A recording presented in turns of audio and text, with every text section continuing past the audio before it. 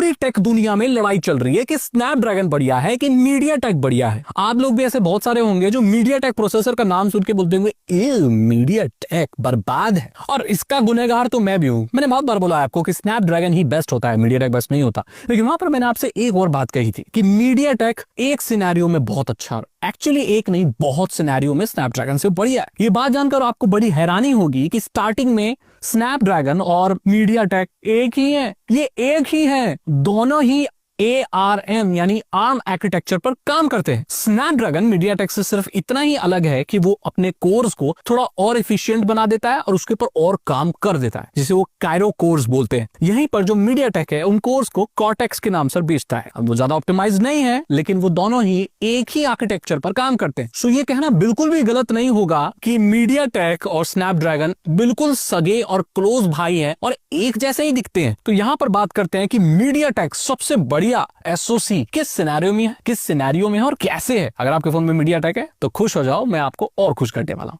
सबसे पहली चीज, मीडियाटेक बहुत ज्यादा अफोर्डेबल है, यानी कि प्राइस टू परफॉर्मेंस रेशियो देखो तो बेटर है, और रॉ परफॉर्मेंस में तो कई बार वो स्नैपड्रैगन से आगे निकल जाता है। इट इज ट्रू मैन कि आपका जो मीडियाटेक है भाई वो वही है, बढ़िया है, रॉ परफॉर्मेंस ज्यादा निकालता है, और उसकी जो इमेज थी कि वो बहुत ज्यादा हीट होता है, अब नहीं है भाई। वो P22 का जमाना था, हीलियो का जमाना था, वो जा चुका, अब डायमेंसिटी आ चुका है। एंड डायमेंसिटी 6100 से शुरू कर लो, 8200 से शुरू कर लो, बहुत बढ़िया है भाई। तो गर्म नहीं होते, बढ़िया चलते हैं। इनका GPU और CPU का जो कॉम्बिनेशन है SoC में वो बहुत ही परफेक्ट है, इसलिए इसको कॉस्ट इफेक्टिव माना जाता है, अफोर्डेबल माना जाता है, और बढ़िया ये आपको परफॉर्मेंस निकाल कर देता है। 15,000 रुपए में आपको परफॉर्मेंस निकाल के देता है, जो चीज स्नैपड्रैगन नहीं कर सकता। 10,000 में परफॉर्मेंस निकाल के देता है, स्नैपड्रैगन कर सकता है इस चीज को, नहीं कर सकता। तो इस फील्ड में मीडियाटेक जीत जाता है दोस्तों। एडवांस्ड फीचर की बात करें, 10,000 में 5G कहां मिलेगा आपको?